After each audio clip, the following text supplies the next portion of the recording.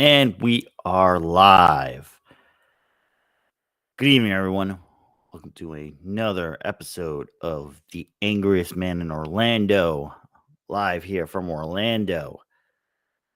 We're starting a little early just so the notices can get out to everyone. But if you're watching on delay or replay, you probably don't care about this. But for anyone watching live, you didn't miss anything.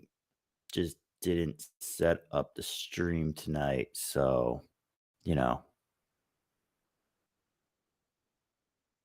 Yeah. So, alright, we're sounding good, sounding live, and we're going. And so, yeah. We're gonna give you a few minutes, and then it will be the 9 o'clock on the Eastern Time Zone. And we wanna welcome everyone in Charleston, West Virginia. And then it will be soon to be 8 o'clock in the Central Zone. Hello, everyone in Little Rock, Arkansas. Then it will be 7 o'clock in the Mountain Time Zone. Welcome, everyone, Boulder, Colorado. And then finally, 6 o'clock on that West Coast in Reno, Nevada. I want to say thank you for watching if you're watching in Reno, Nevada. So we got a couple minutes to burn. Best way to do it is to go over the Tyson Paul presentation. Not even going to call it a fight. It was mostly a show. A lot of things went into why it wasn't everything that it should have been. If you remember, Mike Tyson was in the hospital in June, suffered some type of cardiac event, heart attack, possibly. He came out and said he almost died and he lost a lot of weight. So he had to put weight back on to actually get to this fight. Not making excuses at all, just giving you the facts. And so he wasn't quite the Mike Tyson that you probably saw in the preliminary videos and such like that. So it was more an exhibition event for them. Not going to get too much into the weeds on this. I think a lot of people have already done that. I'll say this much. The Barrios Ramos fight was the best fight of the whole thing. Clearly experienced fighters, knew how to fight technically, landed punches. Each fighter got the other fighter down once. And it was an all around good match. They were actually trying. The first match of the night at 8 o'clock was a YouTube influencer versus an experienced fighter. And he pulled tricks and jokes and all kinds of stupid stuff. It was clear you could see who was going to win. Didn't seem like there were going to be a knockout or anything. The female fight, which was a part 2 for the series of fights between those two, Taylor versus Serrano. I've heard some people say it was the greatest fight of the night. I don't think it was. I feel like they were just lobbing punches at each other, and they were both leaning in with their heads. Whether they were headbutting or not is now indecisive because as the fight went on, Serrano at the end came out and accused Taylor of headbutting through the whole match. Her manager even came out screaming on the mic, which I thought he should have done in a post news conference, not in the middle of the ring at that point. There was a point taken away from Taylor for this very instance, so they did penalize her during the match. But I think at a certain point, they were both doing it. So they were throwing headbutts. They were just wailing on each other. No technical fight skill to it. I didn't particularly see it as a good fight. It was, it was a match. Um, I've seen women fighters were a little more technical. These two just seemed to hate each other and wanted to wail on each other. So have at it. This is the event to do it. This was not this was not a boxing event. This was a show. And everything that happened was very theatrical and not sporting. So I'm really surprised how people were I don't know if they were angry, confused, I don't know what they were, but they didn't really kind of understand that, dude, it's Tyson at 57, Jake Paul at 27. All right, best case scenario is Tyson has everything he still had, which is best case scenario, which wasn't going to happen. Worst case scenario is he gets knocked out and there's an old man laying in the ring. Um, right above that would have been, hey, maybe Tyson surprises us, gets a lucky hit, and knocks Paul out. And Paul's out in the ring. Now what do you do? Your your seasoned guy looks like he's the real deal. So there was no good ending to this other than I think what happened. They fought, they saw where they were at, they paid respect to each other, and they ended it. And I think both fighters got what they wanted out of it. Jake Paul, and I was kind of getting this glimpse of it during like the mid rounds, like 3, 4, 5, that he was having a fun time. He was in the ring with his father's, idol in boxing, from what I understand.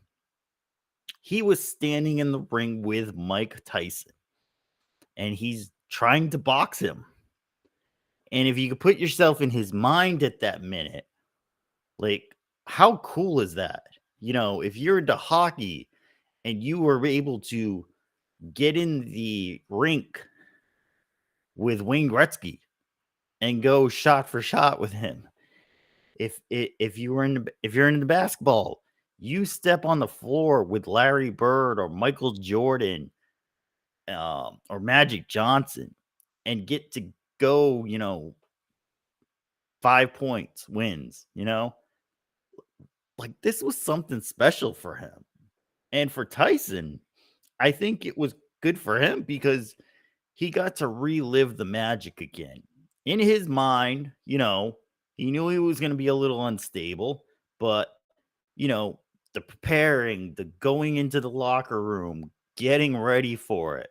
And yes, hope everyone got to see his bare ass. The preparation, the music coming on, walking out to the ring, getting in the ring, sizing up, like the spectacle, the noise, the smell. Like, he got to relive all of that. Think about this. If you were young and you were doing a sporting event or some type of activity, and then you stopped and you hadn't done it for like 20 years, and you got the chance to go do it again the way you did it before. I mean, how many people would pay to do that? So I think for Tyson and for Paul, they both got something out of it that they wanted. There's the money aspect. They get the money. For anyone who just like watched it to see what was going to happen, like I did, I put it on. I really didn't have much of a problem with the Netflix thing. I know a couple people I was talking to were completely losing the signal. I wasn't too bad. So, the party at my house was actually pretty fun. Got to sit and watch everything. There were a few hiccups. When Jerry Jones mic went out, that was when it started kind of hiccuping a little. But it wasn't too bad. It was like 10, 20 seconds off, and then it caught back up with itself. So it wasn't too bad. It was good. Again, come hang out at my place for the next event. I have great reception, great connections, the best connections. And it's a good time. It's a good time had by all. But again, if you were watching it as the spectacle that it was, you just sat and watched and you said, "Hey, this is what's going to happen. What's going to happen is going to happen." And we go from there. And so for people like that, I think it was a fun time. You got to stay up late on a Friday night. I know they said, "Oh, a lot of people may not stay up late." Well, they did because damn near crashed Netflix, but I think they're okay. And for the event itself, it was good fighting, not great. Commentators need some better commentators in there. You don't need Cedric the Entertainer. You don't need Rosie Perez. You don't need the main commentator guy. He was he was talking over the action and then had to go back and recall the action. So, not the greatest either. But get some good people in there next time. You'll do okay. Fix the I'm sure there's a warehouse being built right now and servers being bought and put into that thing. Because next up for Netflix is their 2 Christmas NFL games, and then they've got WWE Monday Night Raw every Monday night, which is supposed to be somewhat live. So you don't want to lose people by having a horrible connection. So get the building built, put all the servers in, know that you're going to have about this many people again, especially, boxing is not the boxing of what it was. So I think you'll have far more people wanting to watch Patrick Mahomes Christmas Day playing. I believe they play the Ravens. So imagine an even bigger audience on this. And yeah, you're going to need a whole lot more bandwidth to get through. You certainly do not want that crashing by Christmas. So you've got 5 weeks or so to get it fixed and get it to where you think it should be. And I think they'll be okay. I saw the stock went down a little, but I think they're going to be all right. The other companies just have so much ground to catch up on. Other than maybe YouTube Sports, live sports on YouTube, they might do okay. Hulu is kind of close with them too, but people don't want to pay the prices where Netflix, you can get it free through some stuff. T-Mobile has a great offer with that. So you can get around to get it. It's not like you're paying $50 a month to get it.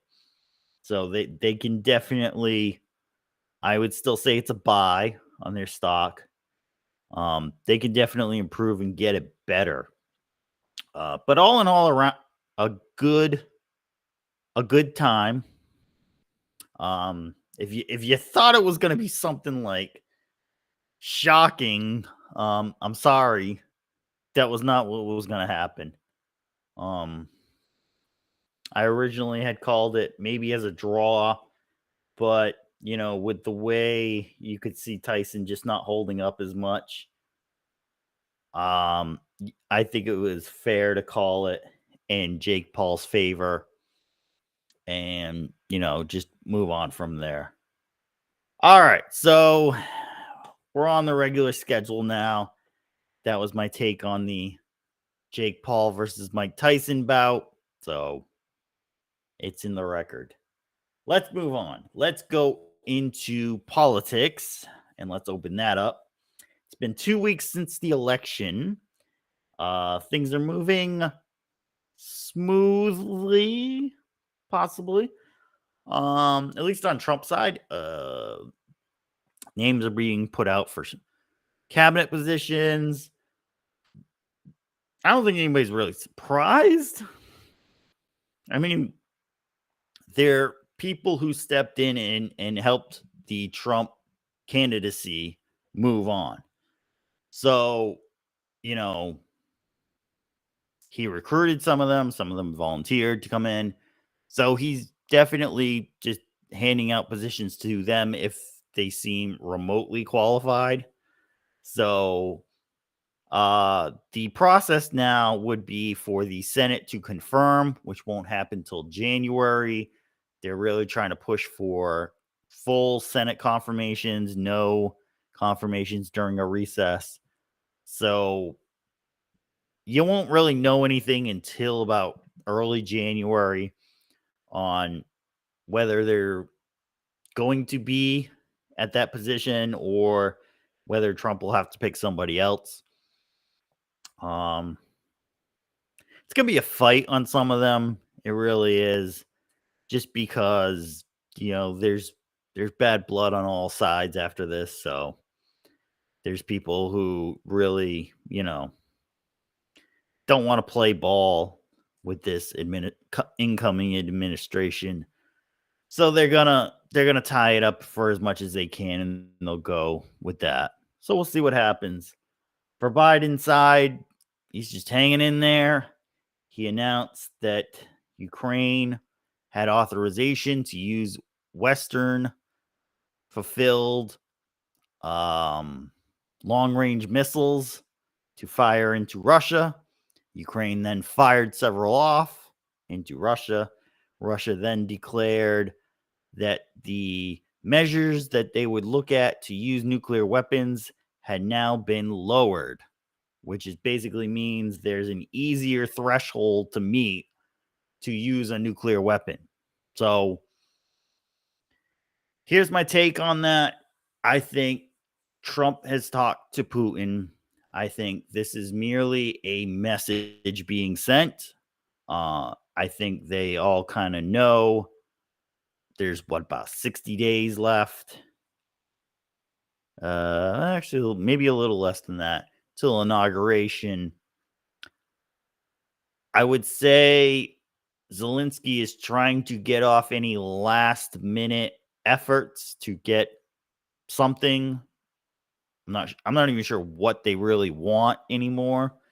Because let's just think about it. This has been going on for about 2 years, and the amount of people on both sides that have been, number one, killed, number two, just their whole world is decimated. I mean, there are whole villages on both sides that are now completely gone. So, like, life is completely different for a lot of people because of this. And the outcome may just be the borders are where they're at right now, and that's it. Like, how crazy is that? So, like, take a minute and think about that for a minute. And you really and like I said, this whole time span between 2020 and 2024 is going to be looked at later on in history and really thought of as like almost just a weird bubble in time that all this stuff happened that doesn't seem to quite fit along with everything else. And people will really question why was this done at this time? And will they have an answer? I don't know. Depends on what gets found out later on. We have an incoming administration that wants to make the government much more transparent than it is right now. So perhaps we are going to find out new information on stuff and be better informed as to what decisions were being made, what was really going on, and who was actually really responsible for all this stuff. So if that gets found out later on, then you're certainly going to look at this time and say, wow, this was because of this. And now it's kind of gone back to wherever we're at now. So it's an interesting thing to think about. We'll have to see what happens with that. But the world seems to be slowly changing back. I know you heard the slogan, "We're not going back," but yet it somehow seems like it might be, you know? A lot of things are changing. I've been driving around to different places, and I always look over at people at the stoplight, and I've noticed a lot of people are starting to get angry. I'm not quite sure what they're angry about, but they really seem to be getting angry about stuff. And that makes me happy. Because when you're angry, you're motivated and you're trying to figure stuff out. You know, you're not just in a delusional, disillusioned state where you just are told stuff and you just accept it and you just go along with it, which I think is what a lot of people were doing for the last couple of years. And they weren't really critically thinking and they weren't figuring things out. And they just kind of sat there, kind of melancholy. And we're just like, oh, okay, this is what's going on. Yep, no worries here. Everything's fine. And now we've been thrusted into this everything is going to change moment. And now people are angry. People are, making videos and rebelling and getting in people's faces and doing all kinds of just war chants at the New Zealand Congress. If you haven't seen that, go ahead and look that one up. But people are getting angry again. And so now they might be able to better focus their energy on stuff and look into stuff and try to figure things out and try to find new ways to do stuff. So maybe this is a good thing in disguise. Maybe this is a good thing. The anger is growing. The anger is growing. All right. Can't tell I'm a little rough today on the show. Very busy with a lot of stuff. As I announced last week, the Respect of Our Nation party has been started. We'll be convening members, getting committees going, finding out which rules we are following and how we're doing everything, and hopefully building a party that is a more centered, common sense party to kind of combat, the pendulum swings. I've said the pendulum seems to swing one way and then swing back the other way, then swing back the other way, and it never seems to fall close to the center. And I think if we have somebody who can have that idea and be able to deliver the message correctly, charismatically, that I think we could have another party. We could have another idea at the table rather than simply Republican or Democrat, and you have to kind of like a buffet pick certain parts of each party and then try to figure out what the hell you think you are, and people hate you on this side and people hate you on that side, and maybe we can actually get something done. So that has been going on. Lots of days doing that. A little tired. So I'm going to move the show along, and it might not be the longest show ever, but we'll go through. So economy side, we're going to move into. And sadly, there are still more stores closing.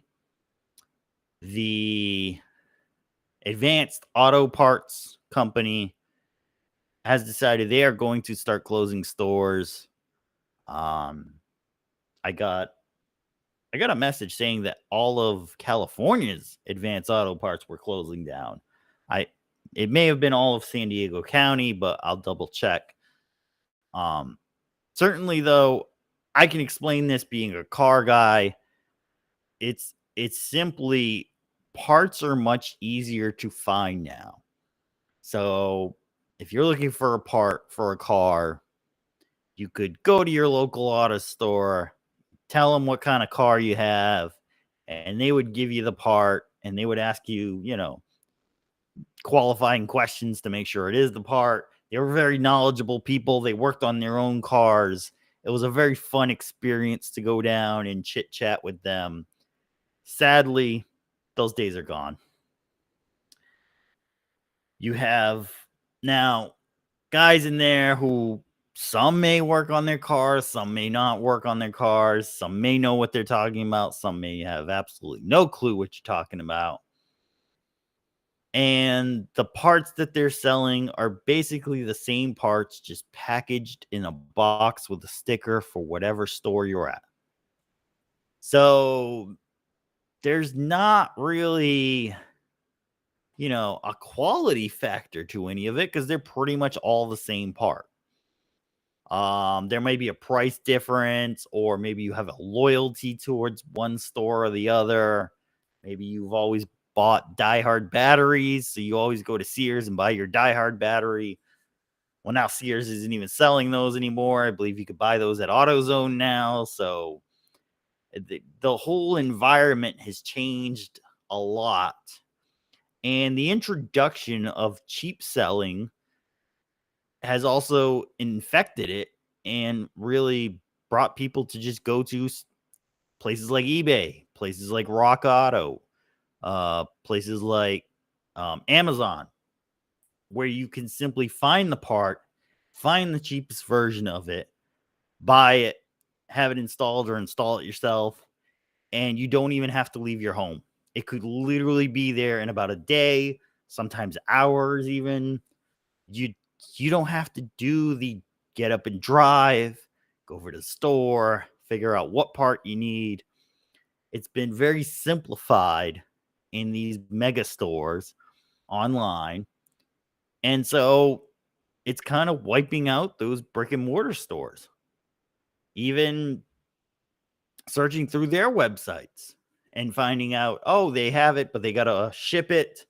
So I don't even need to go to the store today. I just need to find which vehicle I have, order the part, and it'll be there. And then I just go pick it up.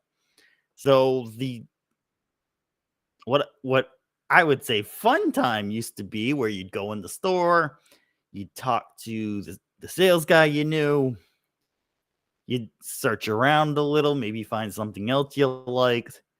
Those days are slowly going away, and now you're going to see it.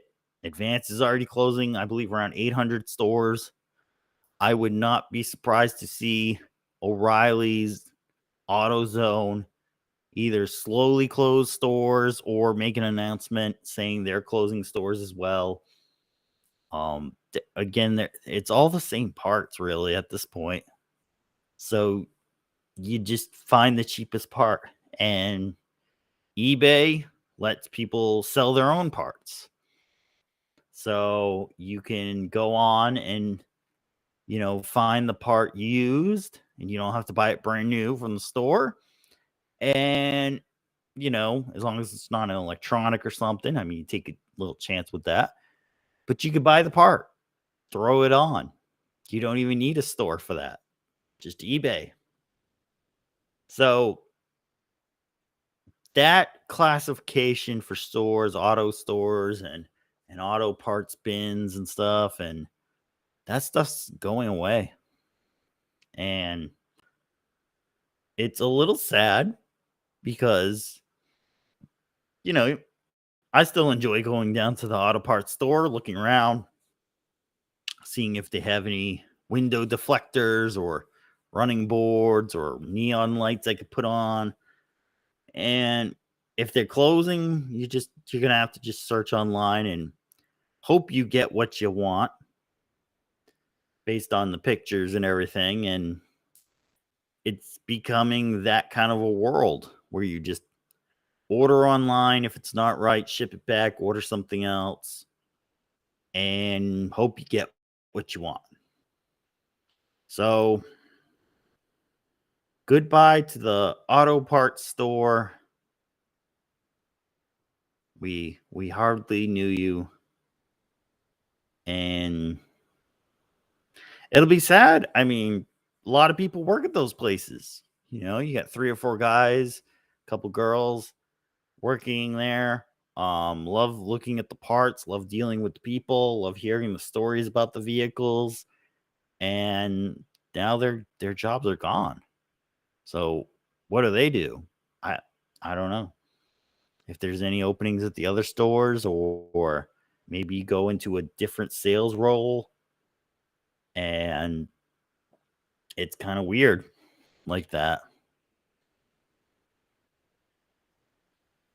Mary Jade Skywalker says, "My parts will go on." Is that a Titanic reference? My heart will go on. I don't know, but yeah, it's a little sad for car guys. Like we like the stores, but not enough of us have been going.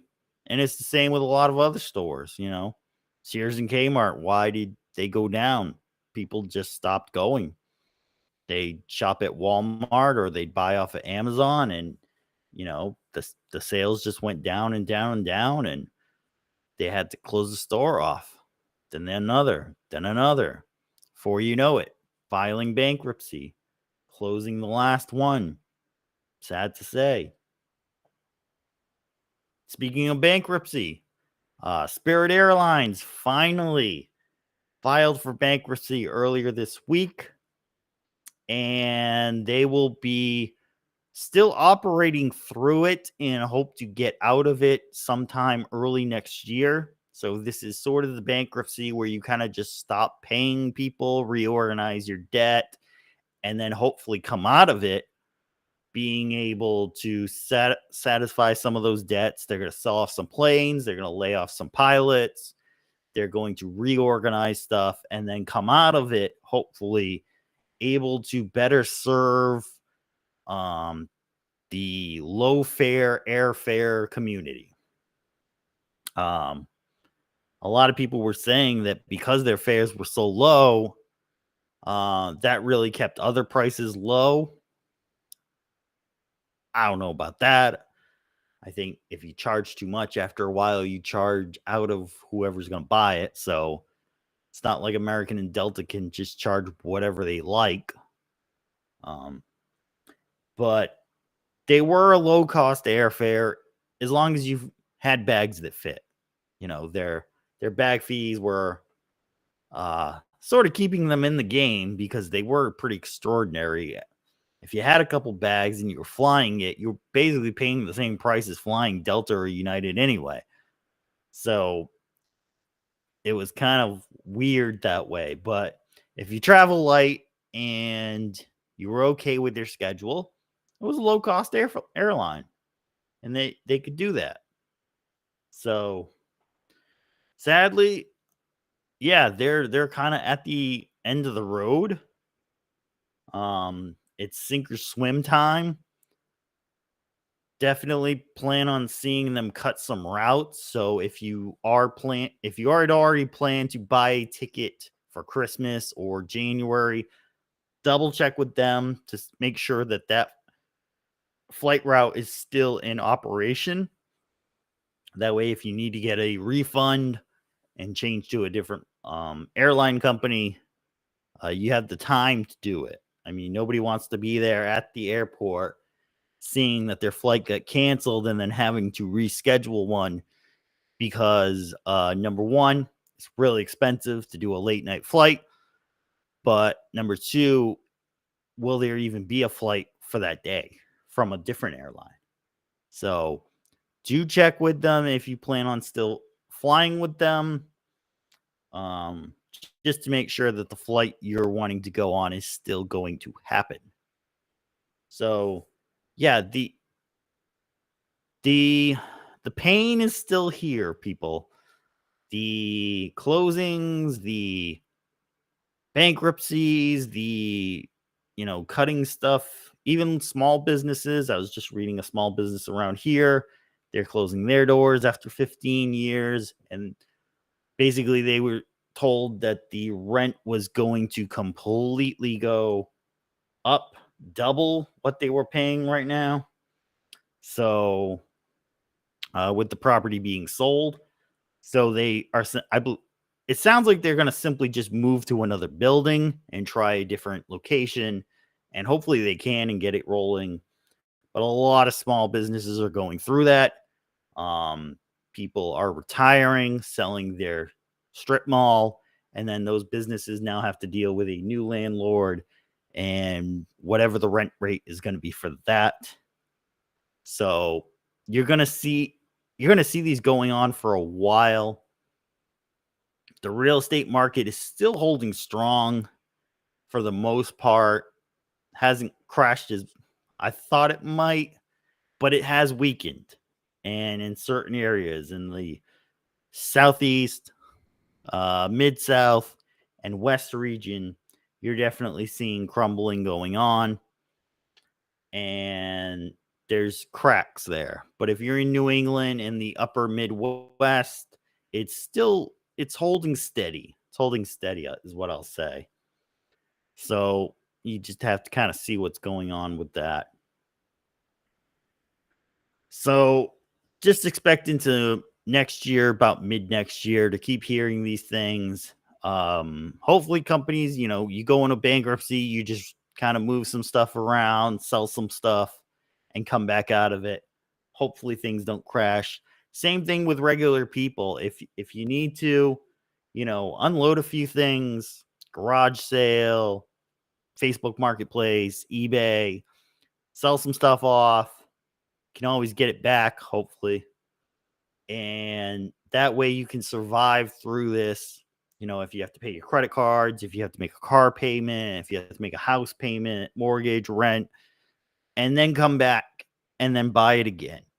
And hopefully you just get through it. That's the main thing. Just get through it, survive till 25, and then you'll be able to kind of get back into stuff after that. So we'll move on to relationships, dating in the modern world. So, as the holidays are coming, a lot of people are jumping back into the dating scene online in the dating forums.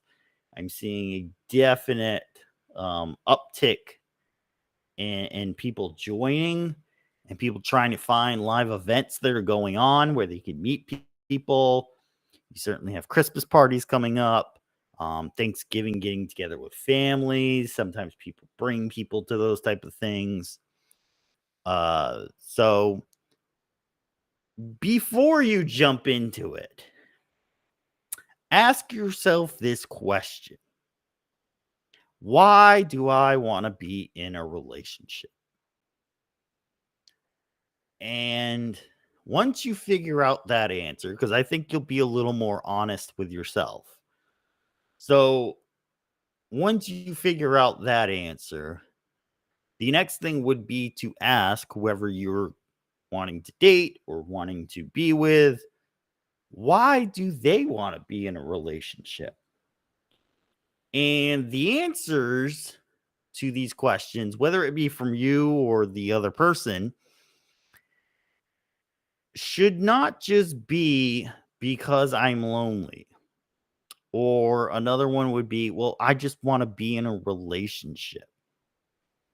They should be a little more focused answers, such as, I actually want to be with you, or I want someone there who I can experience new things with, I can try new stuff with, I can help them along in their journey.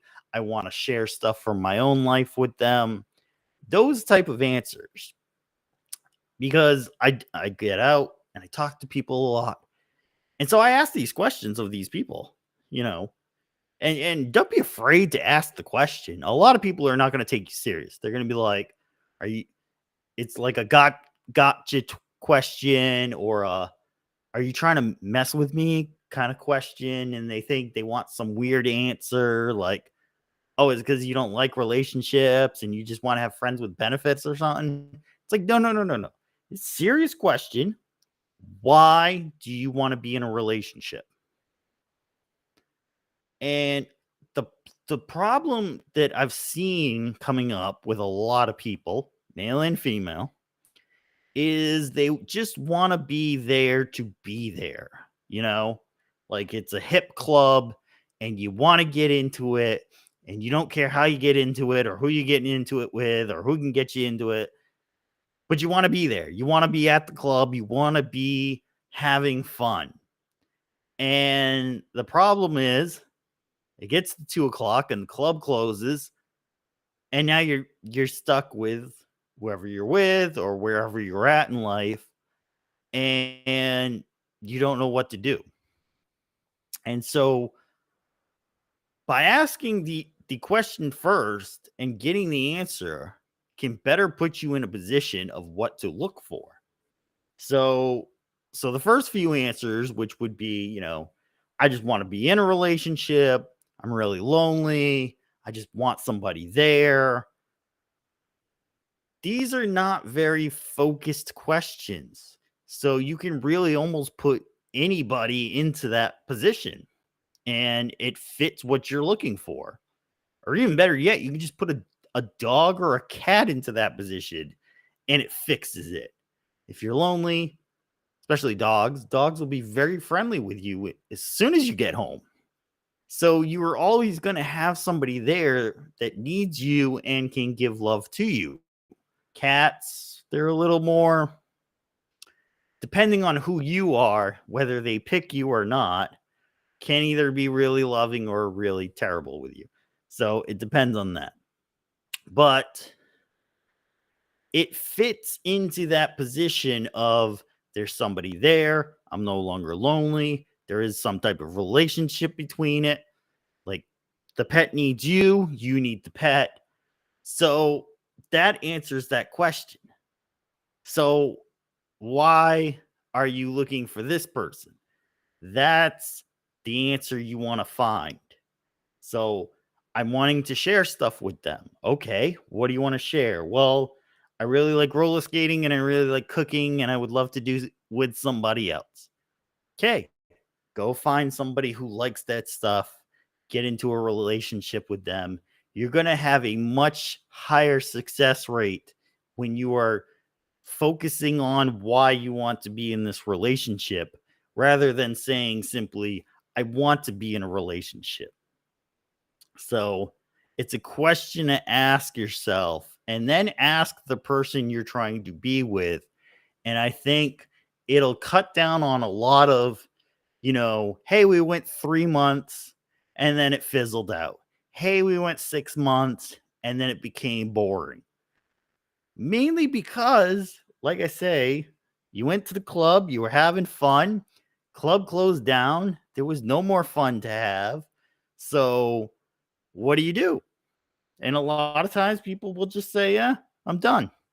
Going to a different club, going somewhere else, doing something different.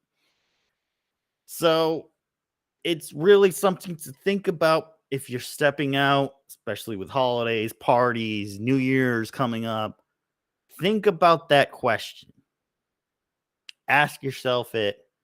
When you meet someone, ask it to them. Do it early because the quicker you get into that, the quicker you can kind of understand. And perhaps they even open up and realize maybe they didn't want to be in a relationship. They just wanted something there to go to every night. So it helps out in the long run figuring out where you want to go and what you want to do. And I hope if you're looking for the right reason, you find what you're looking for. Otherwise, hey, there's a lot of pets in shelters right now. Every one of them need a good home, provided that you can provide for that. So there's nothing wrong with that. Great relationship, no problem. I got nothing bad to say on that. So, all right. Any other comments, concerns? Let's see. Nothing else. Nothing else. Okay. All right. Cool. All right. So, like I said, the working hard on some stuff behind the scenes, but on stage will be Thursday night show of Two Men in a Room. Feel free to tune in for that. Always fun. Never know what we're going to say. Never know what we're going to talk about. And then every Tuesday night, come on back here, 9 o'clock Eastern, 6 o'clock Pacific time. Join me for the Angriest Man in Orlando show, where we just simply talk about what makes us angry. And hey, brother, can you spare a dime was our title tonight. And if you wish to donate, feel free to contact me. Have had a few people ask about like what's going on with the show, is it building, is it growing? So it is growing. We do get more people watching each week. Thank you for watching. Make sure to share it. There's no copyrights on this stuff. Share it. And yeah, we're building. We're not quite at the level to do like the official YouTube donations and stuff. But if you want to donate, you can donate. Throw us a little bit. I am working on merchandise. We'll have a few shirts, hopefully, probably around the beginning of the year that we're going to be putting out. I'm going to try to get a website for that. That way you'll know where to go to get it. So I'm working on a lot of stuff right now. So if I seem a little run down, it's just for that reason. But it's fun.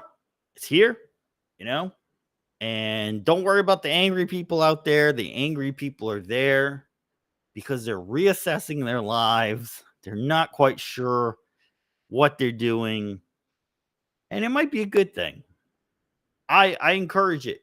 Get angry, get focused, get better. I'm angry all the time. And look at me. The show gets better and better week by week. So there we go. All right, everyone. Thanks for watching. Make sure to watch the playback and you'll get everything that we talked about. And have a wonderful week if I don't see you on Thursday. And as always, stay angry, my friends.